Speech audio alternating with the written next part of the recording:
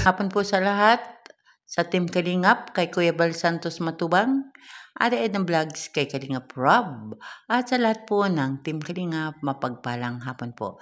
At ngayon po ay nandito tayo sa Lopez Cemetery at may nakapagturo po sa atin na may isang lalaki na dito po siya nag-i-standby araw-araw. Tanangin po natin siya kung bakit siya ay dito naglalagi sa sementeryo. Ayan, samahan po niyo akong mga kalingap. Bye-bye. Mapagpalang hapon po sa lahat mga kalingap. At ngayon po ay nandito tayo sa Lopez Cemetery. Ayan, at meron pong nakapagsabi sa atin na may isang lalaki po dito na palaging dito nag-i-standby sa sementeryo. At alamin po natin ang kanyang dahilan kung bakit siya ay dito nag-i-standby, at nadaanan din po natin yung kanyang bahay bago tayo makarating dito. Ayan. Kaya dito po tanungin po natin si Kuya kung bakit siya po ay lagi ditong naka-standby. Ito daw po standby ni Kuya. Dito sa ilalim ng punong langka. Pero ngayon, naabutan natin siya. Siya ay nakaupo dun sa ibabaw ng lecho. At tanungin po natin siya, mga kalingap, kung ano ba ang dahilan ni Kuya bakit siya ay dito naglalagi sa sementeryo, anong ginagawa niya dito. Ayan. Samahan po ninyo ako mga kalingap at ating tanungin si Kuya. Ayan. Makikita po natin si Kuya. Ayan po, marami po ditong mga kuwan. Ayan, dahil nga po tayo na dito sa sementeryo, tanungin po natin si Kuya. Ayan. Tabi. Ayan, si Kuya una. Ganda ng upo ni Kuya. Yung parang nag-iintay na kawalan. Kuya, magandang hapon. Ayan, Kuya, kumusta naman ang buhay? Ganda naman po, maayos naman po. Sarap ng upo mo eh. Parang kayo naghihintay yata ng kadate. Oo. Ayan, si Kuya po ay. Kuya, pwedeng malaman ang iyong pangalan. Ano ba pangalan ni Kuya? Albert Bigilio po. Albert? Albert Bigilio po. Bigilio? May kapaapelido ka sa Gumaka. Oo, mayayaman. Oo. Ayan, si Kuya Albert Bigilio po ay nandito. Ayan, nakikita po ninyo ang mga kapaligiran ni Kuya. Kuya, bakit lagi ka nandito sa sementeryo?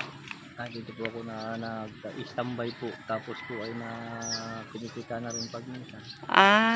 Nagagamas. Nagagamas ka dito sa sementeryo. Ay Kuya, hindi ka ba namamanlaw dito?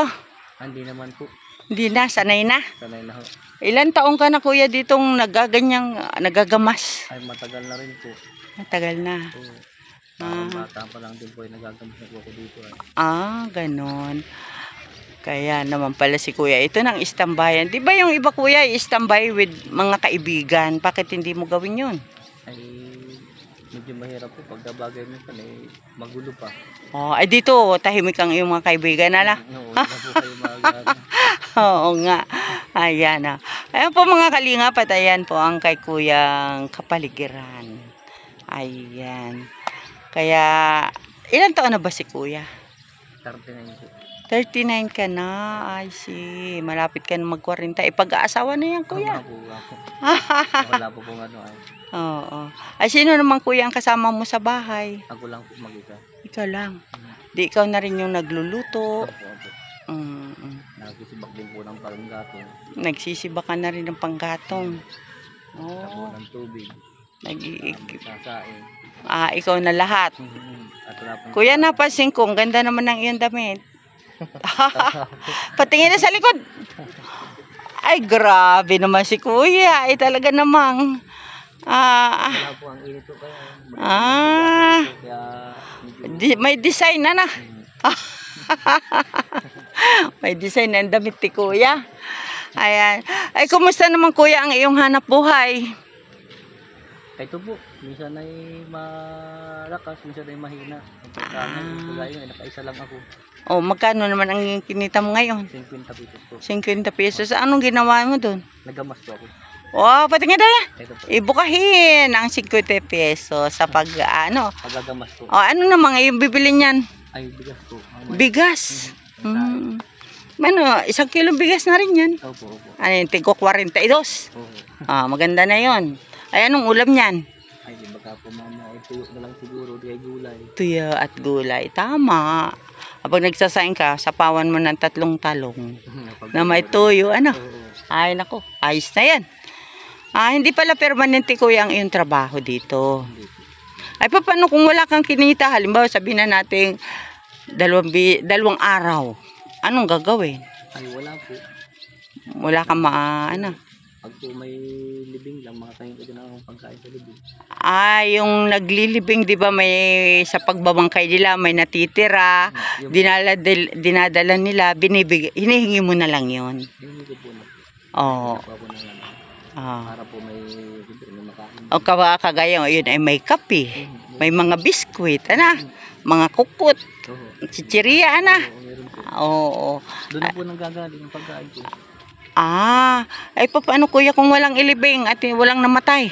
Ay, wala po. Tiis po ako sa tubig. Tubig na lang. Pero kuya, ang taba mo ha? Wow. Walang maniniwala na kay nalilimpasan ng kain. Ay, mag-isa lang din po kaya ako. Walang puwang sa iyo na ikaw ay may stress. Ay, wala po. Wala lang po may isipin na. Tama. Kung may asawa ka, lagot ka. Baka ikinamayat na. Walang pangsaing. Walang pansaing. Okay lang kung tiyan mo lang ang walang laman. Ay pag may mga anak at asawa pa. Problemado po. Tapos bangangera, yari ka. Kuya, sa edad mong yan, di ka ba nagkaroon ng girlfriend? Ganda ka naman lalaki Ha? May naging girlfriend ka rin ba? Anong balata po? Wala pa po. Wala pa? Ala, binatang-binata si kuya. Yan, sino man ang gusto ng boyfriend? Ito lang si kuya. Si kuya. Ano nga ang pangalan ni kuya? Albert po. Si kuya Albert. Ayan. Talagang, hindi ka ba kuya na natatanaw mo sa buong maghapon ay mga nicho, mga pansyon? Hindi ka ba na nun? Hindi naman po. Di ka naman kuya nag-iisip, ako pumasok na lang kaya sa loob din ng nicho. Hindi pa naman yan pumasok sa isip mo kuya. Hindi pa naman po. Kaya lang yung pag nag-iisa, uupo ako dyan, hindi ko makakilala. Parang sundutin ang puwit ko yata. Hindi naman po. Sanayan na rin, Ayan, si Kuya Albert po ay nag-iisa sa buhay, nag-iisa sa kanyang bahay na maliit na tanaw ko, tinuro ni Ronnie sa akin, yun daw ang bahay mo. Ayan, at doon sa tapat kuya noon may nagkakantahan. Wari ko ay nag-shot din, Buti hindi ka nakikisali sa kanila. Hindi na po. Pas na po mula ko lang. Kumbaga kuya ay napagdaanan mo na. Tama. Natigil din naman pala. Pag po nalaki na tanda rin. Pag natanda ay natigil din, Kung ako lagi rin po nag-iinuman. Ngayon ay hindi na. Gaano kayo kuya kahirap yung nag-iisa ka lang? Ay, talagang mahirap po. Lalo pag Sobrang hirap po ay talagang yung andyan yung wala ka pang sasayin, mag-iisip at wala ka pong ibang lalapitan hindi sarili pong Talaga kuya, Ay kuya, ikaw ba ay may pagkakataon na minsan ay umiiyak ka na lang? Ay, pag po siguro sa sobrang hirap siguro, kaya lang hindi na po umiiyak pa. Hindi ka pa umiyak? Hindi po. Minsan po na gaya lang dito ka na lang palagi po minsan. Kuya, may pagkakataon bang kinakausap mo yung mga nakahiga na yan? Hindi na po. Yung pagpubagi lang. Yung may pagkakataon lang na pwede ko silang kasapin, kaya lang, hindi na po nainig. Yun lang. Saan ba nakalibing ang tatay at nanay mo? Doon po. Ay, binibisita mo rin doon sila? Pag po minsan lang. Minsan lang, Wala rin naman pong pag-irig lang kasi. Dito na po araw-araw. Ay, oo. Hindi mo na sila. Ay, dasal na lang. Kuya? Ayan, si Kuya po ay 39 years old. Si Kuya Albert Bikilio. Ano, agad. Ayan, hindi ko malimutan ha. Dahil ayan, tingnan naman po ninyo mga kalingap. Ang kay Kuyang araw-araw na nakikita. Ang kanyang mga nakakasama sa araw-araw dito sa cemetery. Ano, si Kuya Albert. Ayan. At siya po ay 39 years old. Cute naman si Kuya. Kaya lang ay hanggang ngayon daw ay hindi pa siya nagka-girlfriend. Ayan. Ay, Kuya, ikaw ay long hair. Hindi ka nagpapagupit. Ay, naku nanay. Kaysa ipagpagupit ko pa, ibili ko lang ng bigas. Ganon. Kaysa sa magkano po ang gupit na yun? Parang nag-70 na yata ngayon ang gupit. Oo, parang ganon nga. Ay, di pambigas man lang. Pambigas ko na lang. Ay, kagaya 50 nga pesos ngayon ang iyong kinita. Ay, di kulang pa sa paggupit. Oo nga, ano. Oo nga. Kaya pala, tinatalian mo lang. Gano'n ka ba yung Kuya? Ang ganda lang po. Sagagaling mo ba? Oo, ganda naman ay. Oo. Ang ganda ba? Ay, sana ay akin na lang yung buhok mo. Yung buhok ko ay nanananggal ay. Nagkakamot yung kabila ba? Oo. Ganda naman ang iyong buhok at kulot. Pati ito Kuya, ba't di mo tanggalin yung balbas mo? Ay, pag may sampu ay talagang wala na pong ano ay. Wala na. Pambili na. Walang pambili pangahit. Ay, hindi wala na rin po. Kaya lang, siyempre, kung bakit may mayroon man, hindi ko na maisipang ibilit ko ng baka mamay magalit lang pati ako. Oo. Ay, kung Kuya, ikaw ay pagupitan ko.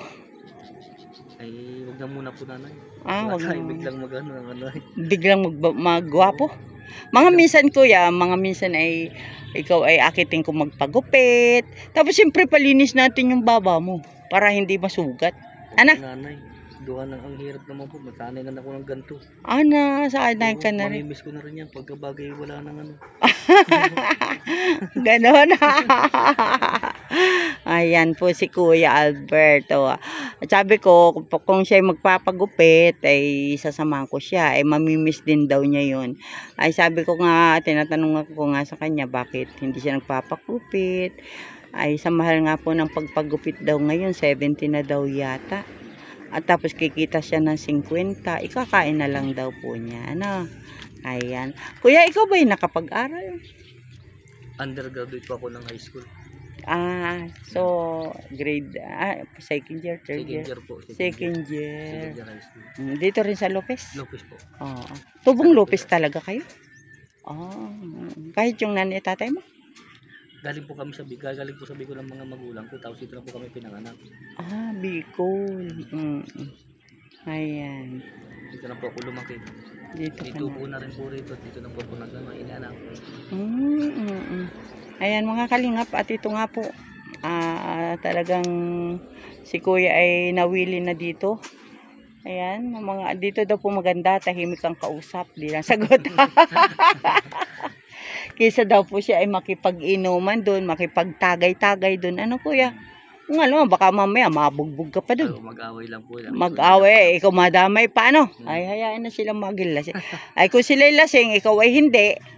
Kung sila'y nagwawala dyan, iwas ka na lang. Ano? Ayan, tatay, ako po ay nagpapasalamat at ikaw ay aking kakwentuhan. Ayan. At yan nga po, ayan pala ang iyong hanap buhay, magbantay dito sa sementeryo para kung may magpapalinis, ikaw yung maglilinis. At ngayong araw nga ikaw ay kumita ng 50 pesos na pambili ng bigas. Ano? Ayan po mga kalinga po. Hindi po kayo maniwala, ito po ay talagang pansyon po yan. Ayan o. Talaga pong ito ay mahirap kausap. Kahit anong gawin mo dito, hindi mo ito mapapasagot. Ano Kuya? Ako nga po, di po na. Hindi natugon sa tanong mo. Oo. Kala ko sasabihin mo Kuya ay, kumusta naman kayo dyan? Ayan po. At ito po ay Barangay Liputihan. Barangay Liputihan. Lopez, Quezon. Ayan, ako po ay magpapaalam na Kuya at babalikan po kita. Ano? Mabigyan mo lang kita kahit 3 kilong bigas ay okay na ba sa'yo Kuya yan? Okay na po.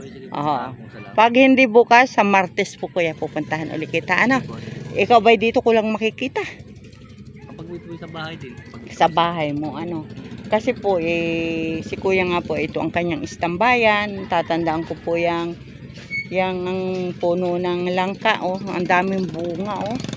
Ang taba-taba, ang daming bunga. Ayan, at dito na lang kita kuya babalikan, ha.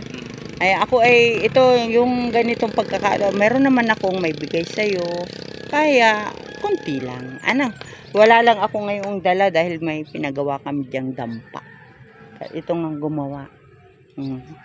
Salamat din kay Ronnie at tinuro pa niya sa akin. Ano, ayan, salamat.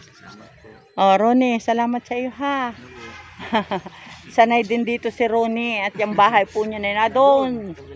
Saan ba yan? Tuk-tuk dyan, no? Yung po may kumaalas yan. Ayan, dyan po si Ronnie din nakatira. Kaya si Kuya Albert ay ating napuntang kakilala pala ni Ronnie. At alam ni Kuya Ronnie ang sitwasyon ng buhay mo, kuya, ano? Ayan. Kaya, hayaan mo kuya, babalik ako. Bukas kasi may pupuntahan ako sa San Rafael, ano? Mga Martes siguro akong pupunta dito. Ano kuya? Opo. Asya. At ako po yung magpapaalam na. Wala akong dalang pang-ayuda sa iyo ay. Salamat po. Oo, sige. Okay. Kuya, bye-bye. Bye-bye. Ayan.